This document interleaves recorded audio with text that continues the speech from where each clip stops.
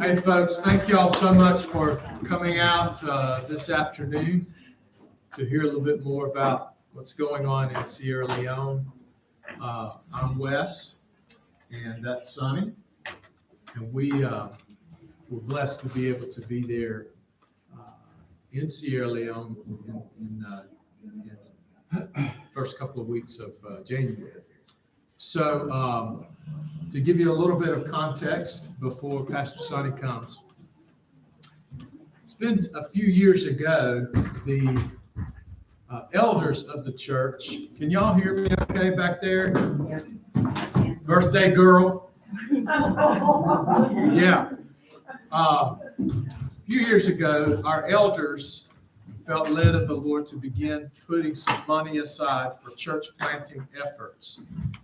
And initially, it was thought that that would happen here locally, but over time, it became evident that the Lord would be pleased for us to do some church planting or participate in some church planting efforts in other parts of the world. And so we've been seeking out opportunities to do that.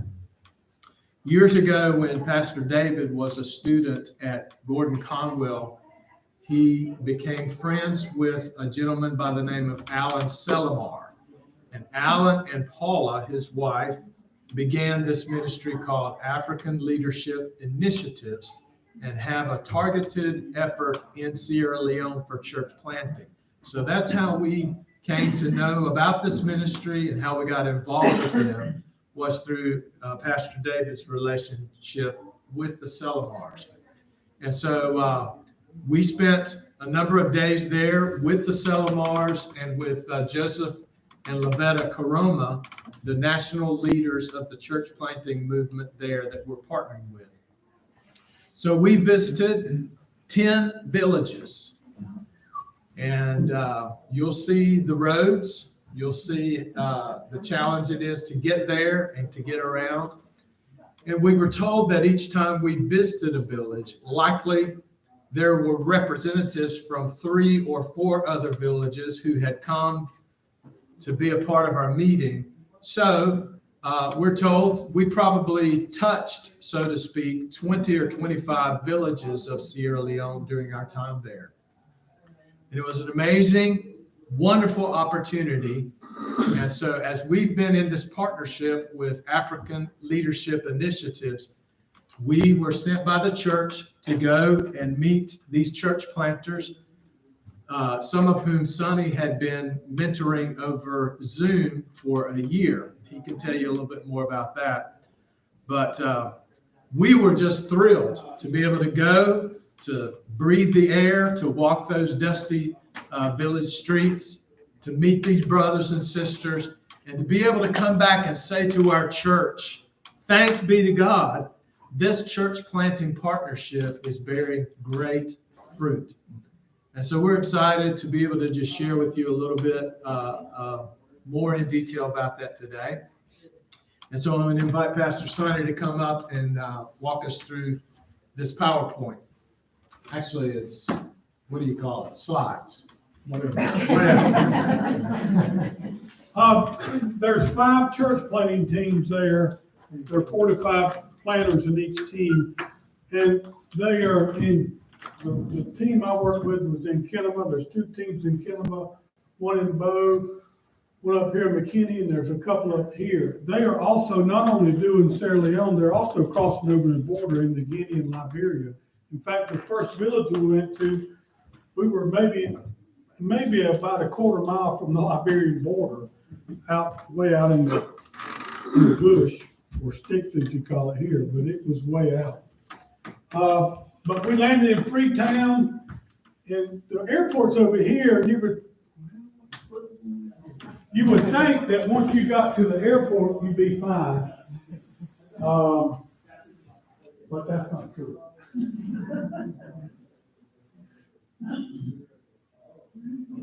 Oh, I guess it's been on too long.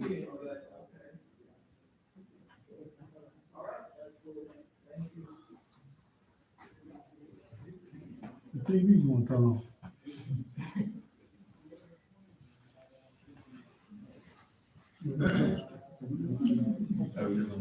There's another one. they're labeled, but if you turn one of them on, it turns both of them off, except when you get to this. So these, anyway, we'll go back to the slide here. You have to take if you drive from here to Freetown, it's a 4-hour drive because you gotta go around all this water at here. So if we took a water taxi over, which is, you get there at night, you're tired, you've been 38 hours to get there, then you gotta get on the boat in 45 minutes, which was better than driving 4 hours. They don't have many bridges. Not across there. They talked about it, but, so we went from Freetown, and the first town we went to is Kenema. It was about 6 hours, it took us 6 or 7 hours to get there, and we spent the night. So the next morning we get up and go to the village, start leaving villages. This is, Alan preached here, and his wife is here, and this is Joseph and his wife. Joseph is an evangelist more than anything else. You'll see the last slide in there, he was out sharing the gospel. The last morning we were there, they had a fire drill at the hotel. I knew about it. Wes didn't, somebody didn't read this. There was a little sign that says you don't have to go. The staff have to go outside for a fire drill. So there's 60 people out front, and Joseph goes out, and they're all standing there. He says, well, this is a good opportunity to share the gospel. So what does he do? He goes out and starts talking about another emergency, shares the gospel, and a bunch of the staff get saved in the parking lot. This guy is amazing, very humble. He told us a story a few years back. He was going out to a village, and his motorbike broke down. And he went into the village to see if somebody could fix it, and he found out that the chief's wife had died, and they were all mourning. He said, I just felt impressed with the Lord to go in and pray for her. Well, he went in and laid his hand on her hand and on her chest. He said, I felt warmth come back. Next thing she sits up. Hallelujah. And now, whether she was completely dead, sometimes we don't know. But I tell you what it did. It set a fire on that village for the name of Jesus to be lifted up. And he's just a very humble, he tells it like, just pardon me. Just a humble guy, but he's an evangelist, and he's leading all these guys. So Sierra Leone's right on the coast. Right off the coast of that is one of the biggest islands that all the slave traders happened when that first happened in Africa. And it's kind of a park now, but it's a sad part of their history there. So we went to Kenema. It's a pretty good sized town. And there's, in the bigger towns, there are some churches, but out away from town, in the villages, they're all Muslim. Each village has a mosque that's been built in every village. So Wes has got to have a guitar. So we found a music store to find a guitar so he could play in the villages and stuff. And it turned out really good. And we gave it, Wes gave it to somebody, one of the church planners to be playing. He even had a drum head in there. We met the church planners. This is Kenema team and part of the team in Bow that came and had lunch with us at the hotel we stayed at. This is probably the best dirt road that we were on. And it looks good here, but it got really bad on down the road. But this is, when you turn off the road, you're on dirt. And most of it's washed out during rainy season. So this is the first village we get to. There's always tons and tons and tons of kids. These are kids that had uniforms for school, which is every village we went to wants a school. Every village wants a well. Every village wants a medical clinic. Every village wants water. They have no water, or if they had a well, the well heads were broken. They don't have schools. They're in great need. The life expectancy in the village is not very long because they have no access. A lot of people in the village, 2 or 3 miles, it might be 2 hours off the main road and then an hour to town. They don't have any transportation. If they go, they would try to have to raise enough money to get somebody to take them on a motorcycle. So it's very remote. First village we preach in, this is like a community place. Wes is playing, I'm preaching the gospel. And the imam from the mosque is sitting there and he's listening to what we're saying. We're preaching the gospel to him. This is him. After a while, he got up, went next door to the mosque and started beating the drum to call people to come to the mosque. I just started preaching louder. After a while, he stopped and came back. He was trying to get people to go with him, they wouldn't leave. This is our driver, Albert. We found out later on that he's a Muslim, and he's a kind of up and pretty high status in his mosque. He was a little quiet to start with, but you can see he's listening to what we're saying. At the end of the trip, his whole attitude was different. He really served us on the trip. And I got to pray with him before we left. But I think God did something in his heart. Really cool. So, again, tons and tons and tons of kids. Every village we went to, most of the villages they go in and they find a person of peace that they can go into, and then they go back and start doing some ministry there, but they go in and show the Jesus family. And from that is where the discipleship starts to do.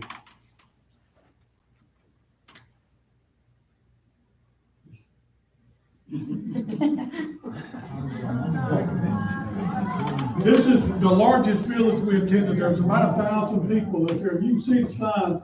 We too need Jesus. Don't neglect us. And so you see we got welcoming like this from everybody. This village, though, the first time the church planters went, they went with armed guards. In just a year, this happened. That many people came out to hear the gospel.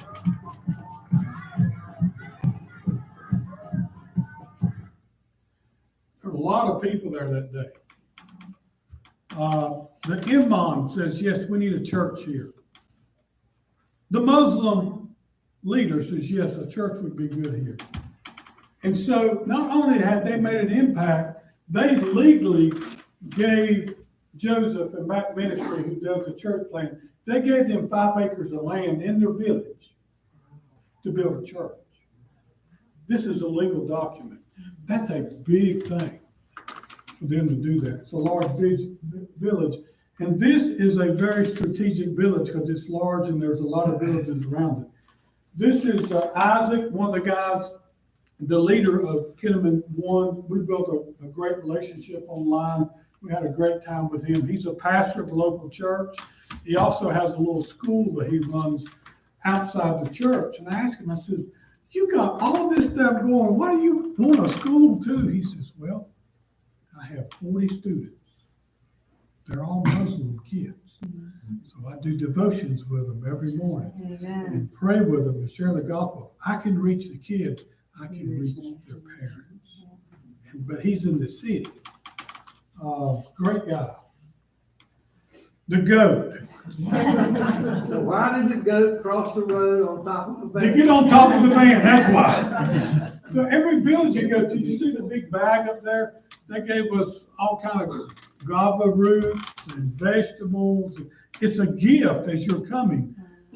They gave us a goat. And they tied it on top of the van, and I heard him doing this for 2 hours on the road. I thought he was going to be dead.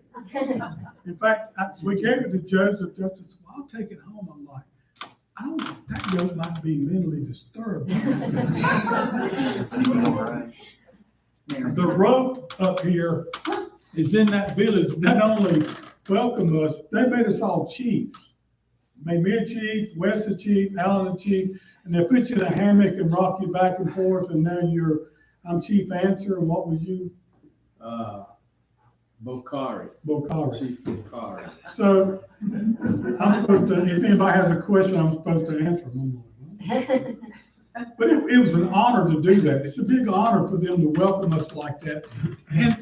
And I kept telling church planters, this has nothing to do with us. This is all the fruit and the fertile ground that y'all have went in and planted for us to be able to go into it, because we'd have never been able to go into a village and have the impact that they had.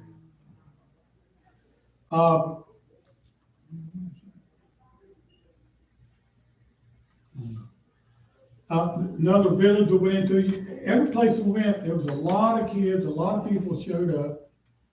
This is Isaac's church. This right beside it, he built this little school. It's not very big. It's not nice, but he's using it for ministry. That Sunday I preached there, and then we went to this church in the afternoon. It's very red. The carpet was red, the walls were red. But there was a lot. This church has planted a bunch of churches around them. I think he said they had 16. Last year, the 5 church teams had 4,800 salvations, 1,600 baptisms. They planted 56 churches, and they've got a total of about 200 they've planted. And they made 750 visits back to different villages. They stay busy. And the motorcycles is the only way to go, because they can get there in half the time that it took us to get there in the car. It's been real crucial. We bought 2 for them, and the other teams, they've got 16 right now, but it helps them really get to where they're going. They're always discovering new villages, but they want to do it and strategically get villages that's bigger, that's got more resources, and all the other villages come around, and it starts to spread.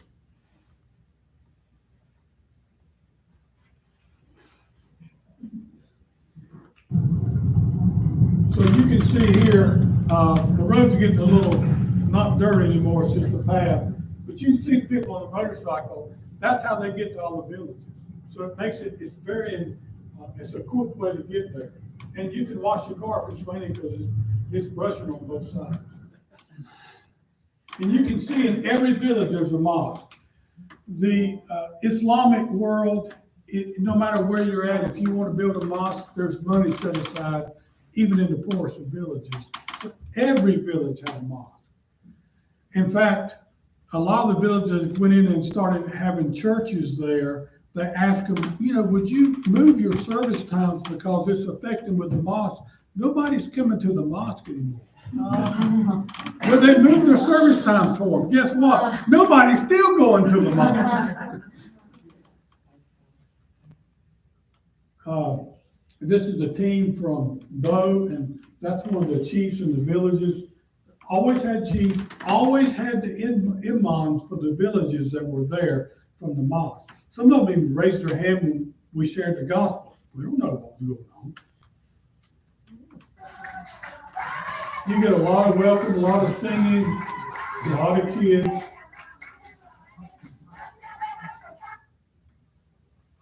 Again, Imam he's sitting right here. The chief is talking. This picture is really. I took a picture of this girl. I just thought she was beautiful, and I wanted to take her picture. And then I found out what the white was. You got to understand, in African culture, there's a lot of things that they do that's still ingrained in the culture, and this is one of them, where they take girls and guys out in the bush, and it's kind of a demonic ceremony, and they circumcise them, even the girls. And it's part of their secret society. If you want to be part of the village and have all the rights to the village, you have to be part of this society. It's heartbreaking. But they're learning. I mean, the gospel is new to them. So what they're combating is discipleship and trying to teach them that God is on a way. You need to drop these other things and do away with it. It is a process. And the further out you go in the bush, the worse it gets. Lunch, they always fed us lunch in the village. Lunch is in a big community bowl, and some people eat with spoons and some people eat with hands. And I tasted the rice. I didn't want to have the meat, but I always put meat in the center. You can see it's gone. Thank the Lord it was gone that day. Because it's monkey or rat or whatever they ate. And we said, we stay away from the bush meat. We tasted the rice, and I like hot stuff. but that was beyond hot. But then when it burned here and all the way down, I mean, it was hot. But they like that stuff. So what did you eat if you guys could eat that? They like that stuff. So what did you eat if you guys could eat that? Not a lot. The hotel we stayed at, was it in Tuttle or you go there in the morning, they give you one egg. So I'll take 2 eggs, you're gonna have one. And they give you a hot dog and plantains. And if you don't eat plantains, you ain't gonna eat. And then for lunch, sometimes we would drink a lot of water, and then maybe at night we would kind of grab something. We stayed so busy, we left when it was morning and night, so we ate when we could. We took a lot of protein bars. But they just wanted to feed everybody, because you're a guest.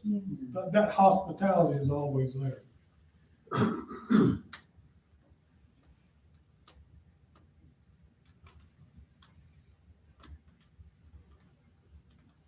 You can see here, look how small this child is. They've already done that to that child, because parents think they're gonna be, this is what they're trying to combat. And it's always gonna take more and more discipleship in the gospel going forward to change the culture. And these people in Sierra Leone, from where they're at, in Guinea in the north is about, and around to the side is about 99% Muslim. And then Liberia is more Muslim, but they're going across the border. And what we're praying is that the people there that have received the gospel and they start to grow in it, it will spread further and further out. Because if you go to Nigeria, it's very, very hard. You can't go into a village in Nigeria and do that. It's very gospel resistant. Great welcomes. These are people receiving the gospel. Now, because they're so new in their faith, every time you share the gospel, even if they did it last week, everybody raises their hand. And Joseph would go back and says, no, y'all raised your hand, but let me explain a little bit. And then it would be less and less of them. But they're eager. They don't see many white people come into their village.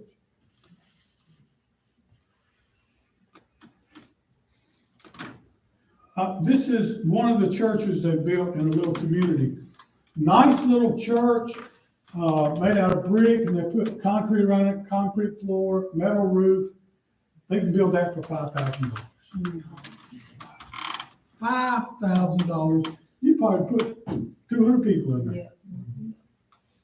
But this is one of the things we want to do this year, is build a church in that large village that we were at, because they already gave them the land.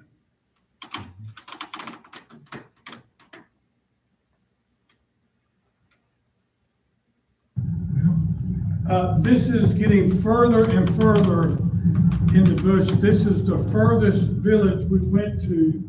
And you see, it's not really a road. It's more of a walking path. And it just keeps going and going and going. I'm like, when are we going to get there? And then we come to this. So we're debating, do we take the Jeep across the water? We was walking out to see how deep it was.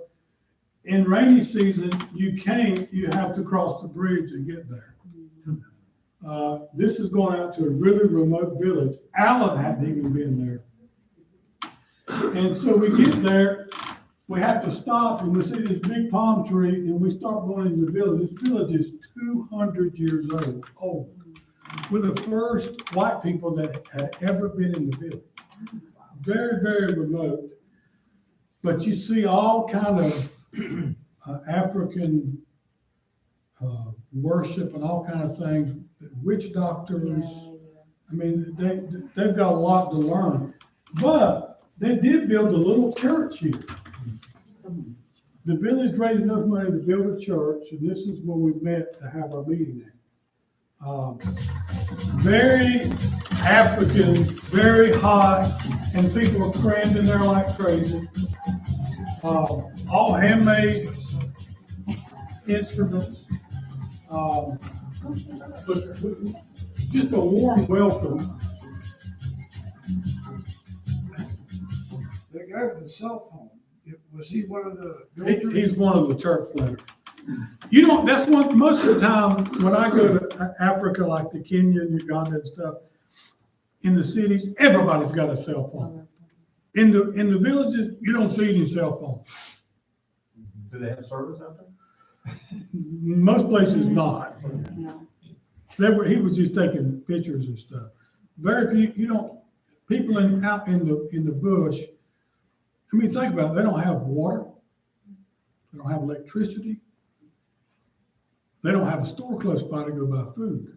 What they eat is what they kill or grow in the village. Do a lot of palm oil. In the north, there's more cashews. But the church planters are going in. One of the things they're doing, and I like the way this is set up for the church planters. Our 3-year commitment is to help pay their salary. They make $50 a month.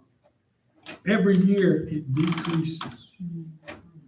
So at the end of the 3rd year, they are self-sufficient. And what they're doing, they're going into the villages and helping them raise crops. They do rice crops, pineapples, and they're doing agricultural, but they're also buying animals and stuff to help the people in the village make a living, but they also get some support off that. So they're becoming more and more self-sufficient, which is a better model than just always looking out for somebody in America to fund their money. And you can see here, the guys that follow us in on motorcycles, and they don't have enough, so they double up. The more motorcycles they get, the more they can go out and look at villages and go in and find that person of peace.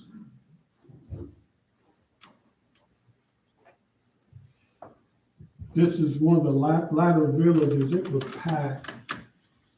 And here's the chief talking about how important what we're doing, sharing the gospel. Wes is leading him in singing.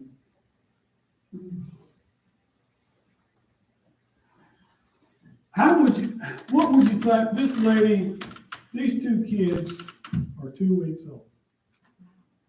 Twins, born into a village, no water, no power, no hope. Miles and miles off the road. What kind of life they gonna have? Well, the more the gospel is planted there, the more villages begin to change and resources start to come in. This is an imam in the village. He's really wanting a church there. Can you believe that?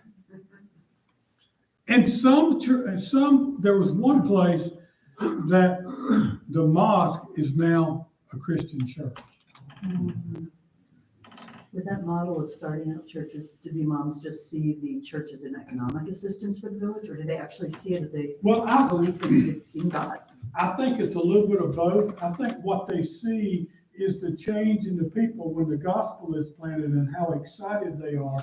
And they know, I think deep down inside, they know the truth. And they know that if they're against it, they might get booted out of the village too.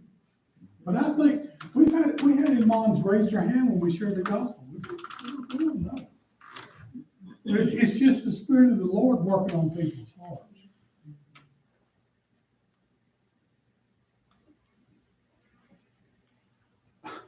We did a conference the last day with all the church planners. They had a picture on the poster. I'm like, why did y'all do that? But here's all the motorbikes. The guys came in from all over Bow and different areas. They come into a conference and we talked to them about marriage and different things and leadership. Spent the day with them. Had a time of worship with them. And great. Everybody's really, really on fire for the Lord, and their whole focus is church planting. Every day they're going out finding new villages, and they're trying to add more teams.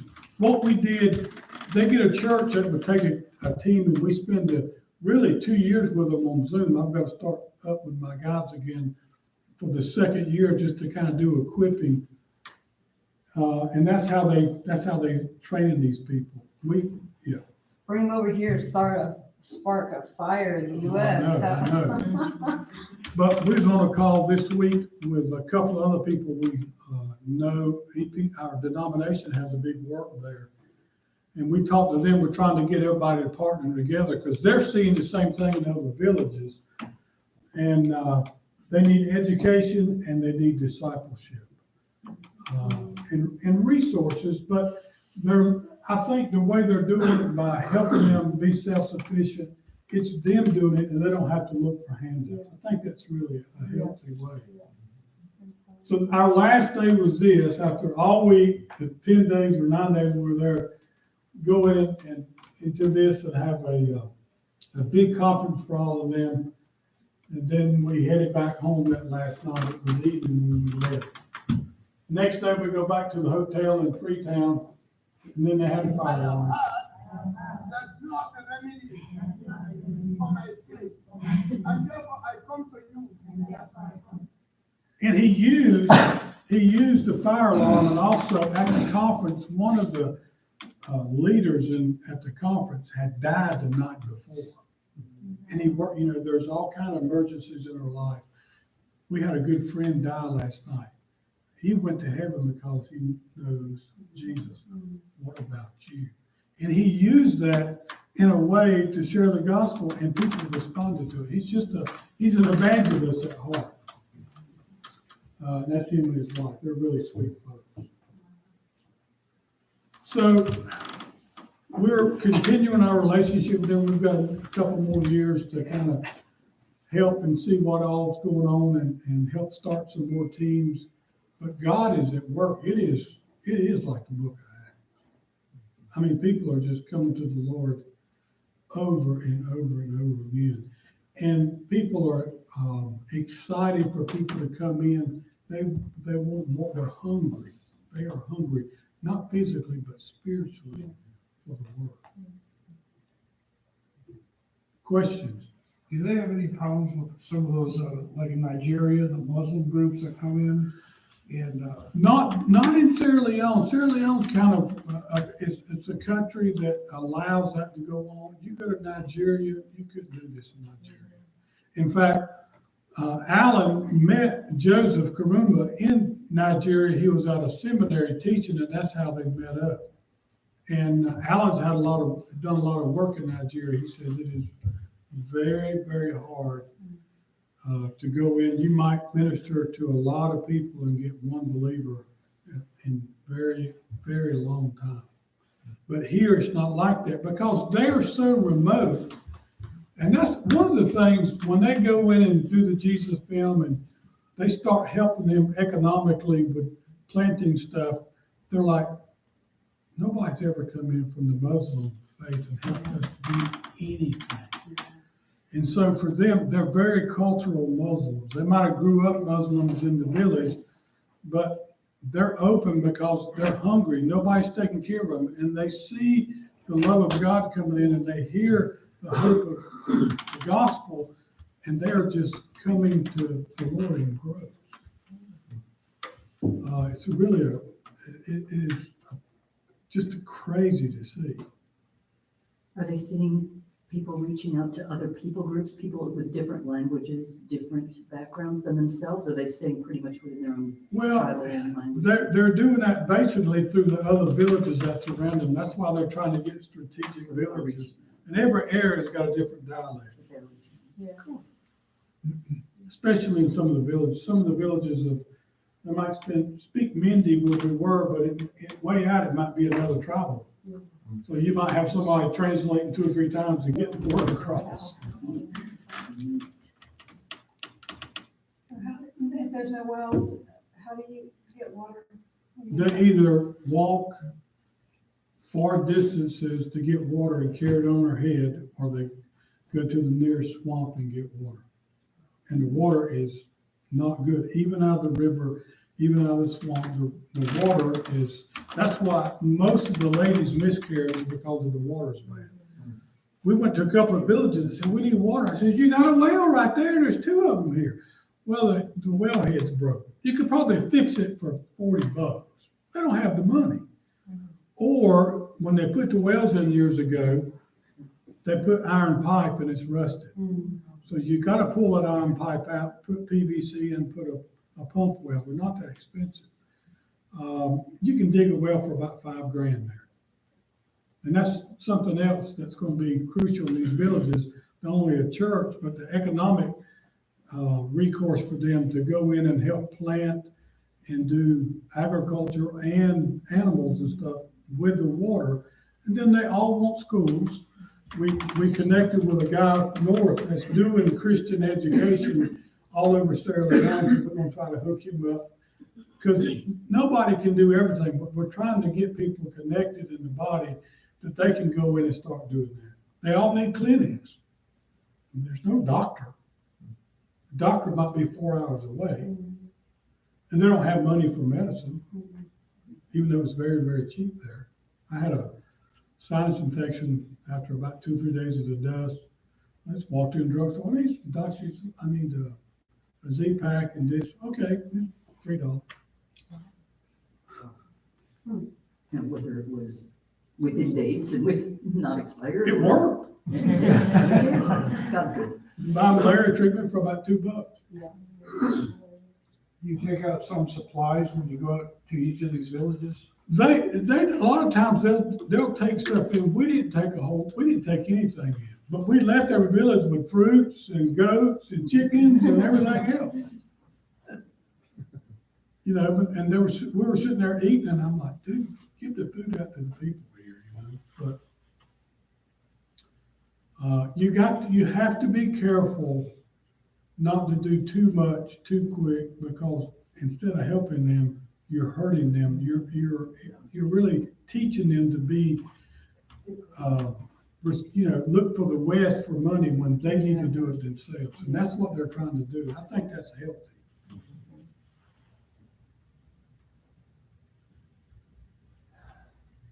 So are there any repercussions from leaving a Hindu church, going to a Christian church? Is there any danger to them in doing that? No, not in Sierra Leone. Now, in Nigeria, some other places, since it's mostly Muslim, and even in Hindu places, that's very, very hard-nosed about Hinduism or Buddhism or Muslim. There's areas in the world, if you leave that faith and turn to Christianity, they'll kick you out of the village. They'll take away your jobs, or they might even kill you. Yeah. But not in, that's why Sierra Leone is such a fertile ground for the gospel to go out to surrounding areas where that is not the case. They can change the nation, and that's what they're really about, changing the nation and the culture there. Even in Iran, we were talking, you know, the gospel is growing so much there. If it wouldn't take much for some of the leadership to be gone and that turned into a Christian nation, because the underground church is so strong. We'll talk about that this week. Do they speak English or you have to use interpreter? Some of them do, some of them don't. Are they influenced by Nigeria? Some of them could be because they live right on the border. Right. But, you know, the only way to get to Liberia from where we were was across the river. And so, in fact, some of the church planters got little wooden boats they row across and go over into Liberia. They were asking, could you get us a motor? You know, we're getting tired of it. It's getting kind of hard to cross it with paddles. Where do they get the gas for all these motorcycles? The ministry supports that.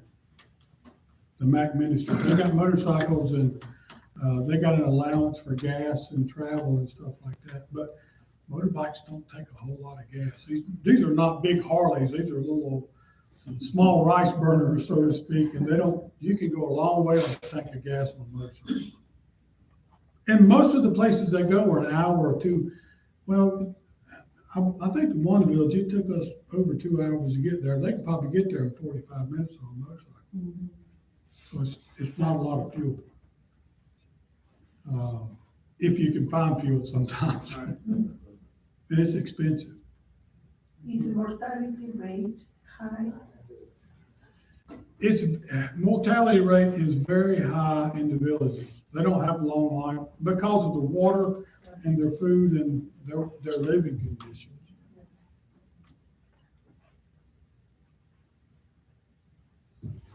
Those that don't have access to a well, they're getting water out of the rivers and they boil or? They're supposed to, maybe they do, maybe they don't. But some water you get out of the swamp, you can boil, and it's probably still got a lot of parasites and stuff, even if you boil it. So that's, water is one of the main things that kill more people overseas from bad water. Do they have like markets within the villages where they'll sell? I didn't see, did you see any? I don't think they have enough money to buy stuff to put in the market, and the people there don't have any money. They're very, very isolated. Or they don't trade or things like that. They probably do. They probably I'm barter and wondering trade. like a farmer's market over there would look like, it's just trading items.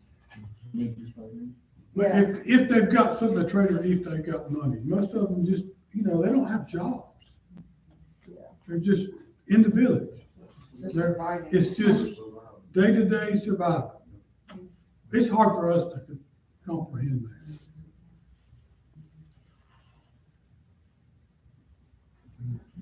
I'll never forget Stephen Bond, the first time he came here from Malawi, took him to Walmart, he thought, I'm in heaven. And then when we were going down Stratford Road, there was a bunch of storage buildings. He says, what is all that? Is that a? I said, well, let me try to explain this to you. It's where people store stuff. Why do they store it? Well, they don't have room in their house, so they pay to store this. He says, wait a minute, help me understand this. You mean people's got so much, they pay somebody $100 a month to put stuff in storage. Yeah. He's like, well, I need to go tell them, I'll take all of it back to Africa. They're gonna stop doing it. But the way we think is so much different than third world countries. Anything else? Well, thank y'all for coming. Just want to kind of give you a little snapshot of what's going on, and we're praying that God's going to continue to move. They've got about 200 church plants going. What they need now is help with discipleship, and they're kind of working on some things now to help them. Illiteracy is very high, so we're taking some stuff that we got from Uganda, a ministry we're going to in May. They've got 10,000 people in discipleship groups. They've been doing this for many years. They dig a lot of wells. They're doing the same thing, but they use stories out of the Bible. They make them learn the stories so they can share them, and then they go to a small group and talk about how they apply. It's working very well for them. So they're going to try to take some of that. This is, again, partnering with other people to not try to recreate the wheel, but just try to help people grow in faith.